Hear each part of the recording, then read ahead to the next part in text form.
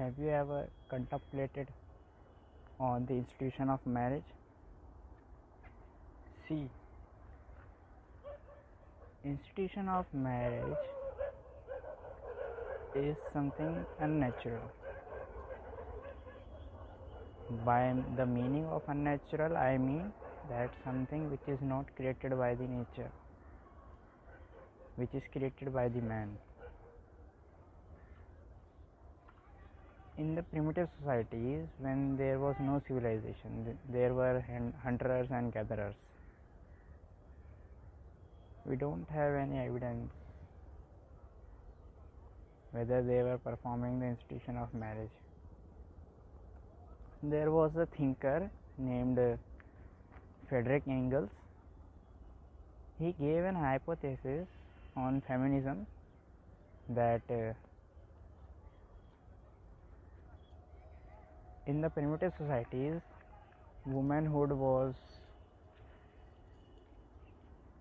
very valuable as compared to the contemporary world. The lineage of the child was traced through the woman.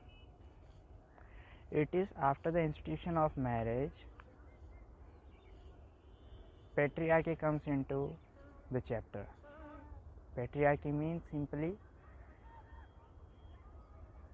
in the institution of marriage, husband will have control over the whole family, even on the wishes of the wife and children. Simply, male will dominate. So after the institution of marriage, the lineage of a child was started to be traced from the father. Earlier, opposite was happening. And in earlier society, woman was free to have child with any man. She may have child with first man, and if she is unsatisfied or she wants to have second child with other man, she was free.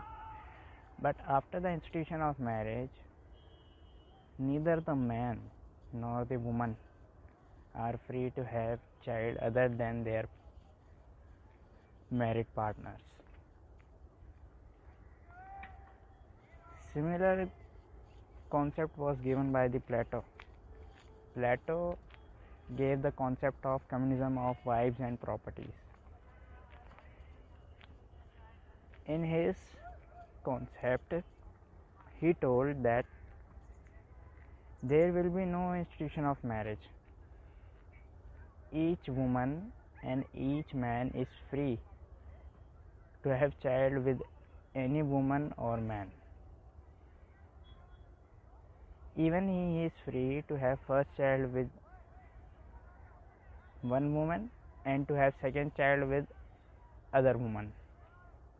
And who will take care of the children after they are born? The take care of the children will be done by the community, the whole community. Whoever following the communism of wives and property, each man will be like his father and each woman will be like his mother. Yes, a child can meet any time to his or her biological mother and father, but take care of him will be done by the community. The community will pay for his education, his living, his food, etc. There is one thing we can see here. Child will not totally be dependent on his or her biological father and mother, because every man will act like his father, every woman will act like his mother. So he will totally be not dependent on only his biological mother and father. He will become partially independent of his or her biological mother and father. And there is a dirty game of dependence. Nobody likes to be dependent. Everybody wants to be independent. Everybody wants to be free, want to have liberty. It is only because of dependence our habits changes. A child who is dependent on his or her parents will acquire ideas, ideology, religion of his or her parents. But say for example, in a community there are men of different religion. There is a Jain, there is a Hindu, there is a Muslim, there is a Jew, there is a Zoroastrian, and also of different ideologies, Marxism, feminism, etc. Vice versa for the woman. So if community will take care of the children, he will acquire more religion. He will not concentrate it to only those religion and those ideologies of his or her biological parents. He will have diverse field of knowledge about different religion, different ideologies. And a fact, a person who remains isolated from different religion and from different ideologies, and who is only concentrated on his one religion, on his particular ideology, there is a high possibility that he become intolerant to other religion and other ideologies which does not falls similar to his or her ideology or religion.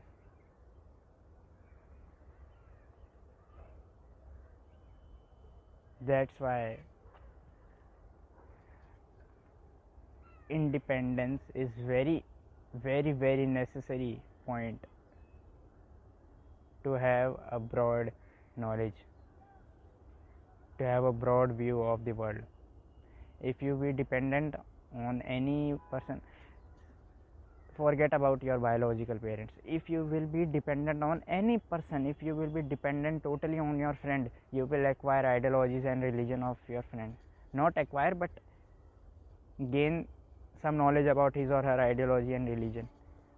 And if you are totally dependent on him, he will have undue influence. He will have influence over you. If he finds you that you are not talking in consonance with his ideas, then he may desert you. So out of not being deserted, you talk in consonance with his or her ideas and religion, and you became a slave. That is the final outcome of dependence. That's why everyone want to become independent. Everyone want to become freedom. And the more knowledge you gain, the more religion you come to study about, the more ideologies you come to study about, you will find in yourself that you are becoming tolerant to different religions and to different ideologies.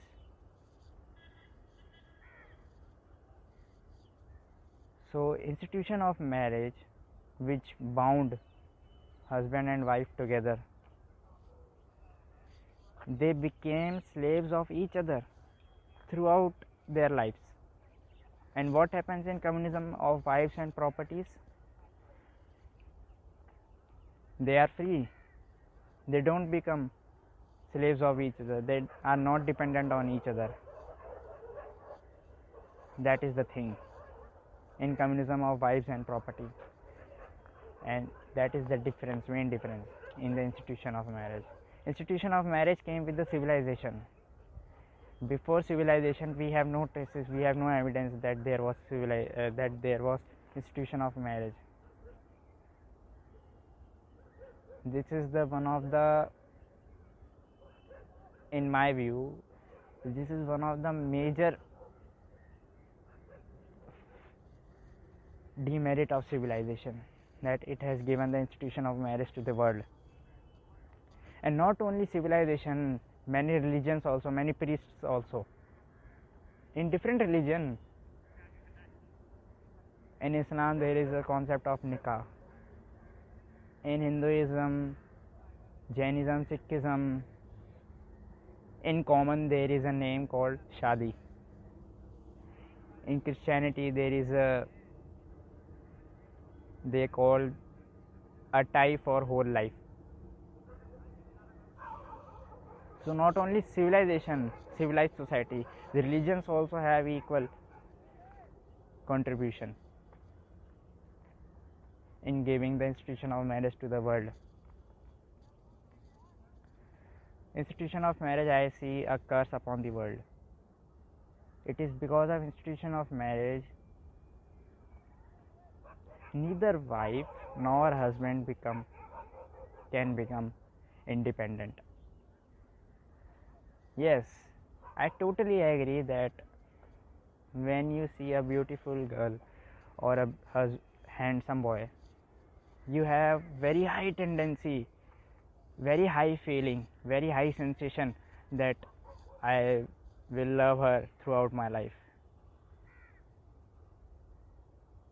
But this all comes through your mind, and mark my words, minds never comes at peace, minds never remain still, mind keep on changes.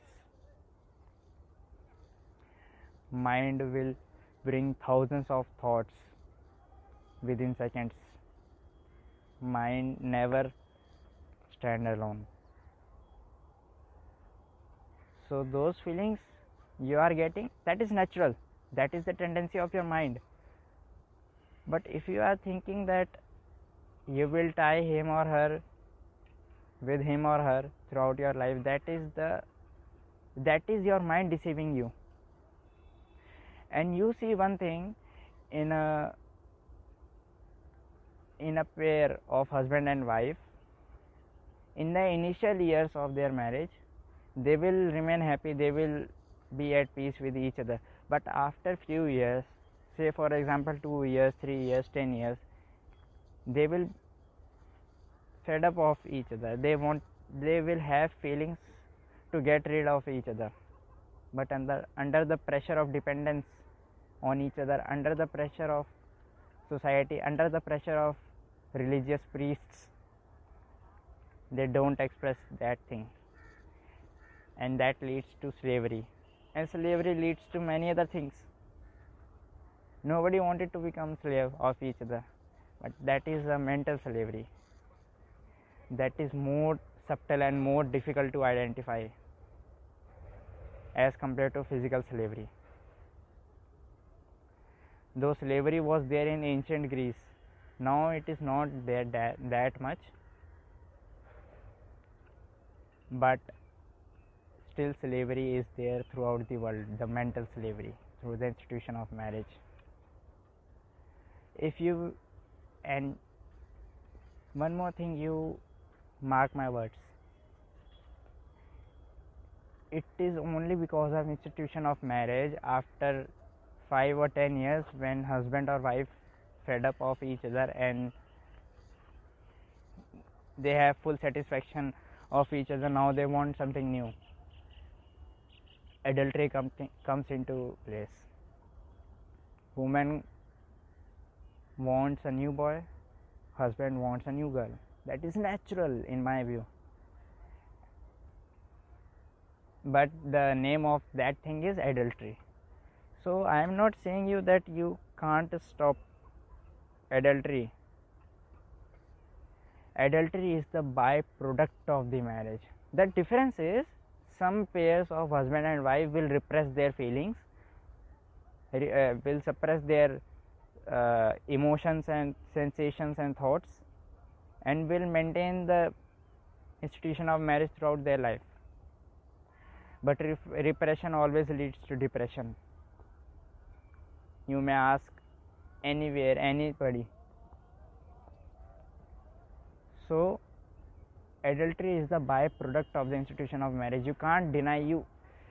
You might bring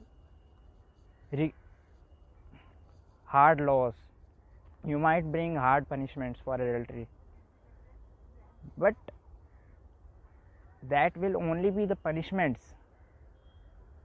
It can't prevent adultery.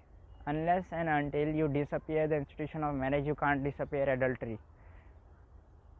So a woman wants a new boy and she has sexual intercourse with new boy. That is totally natural in my view, because she is fed up and she is completely satisfactory with her husband. Now she wants something new. It is the tendency of your mind. Your mind is natural. Your mind has been given to you by the nature. Your mind have tendency to keep on changing. Once you get satisfaction from one thing, your minds bring another thing. Once the wife has discovered the husband fully, now she wants a new boy which she has not discovered. And once she will discover a new boy also, she will also become satisfactory of that boy. Now she wants another boy. Same goes with the husband. Husband will go to prostitute and will have sexual intercourse.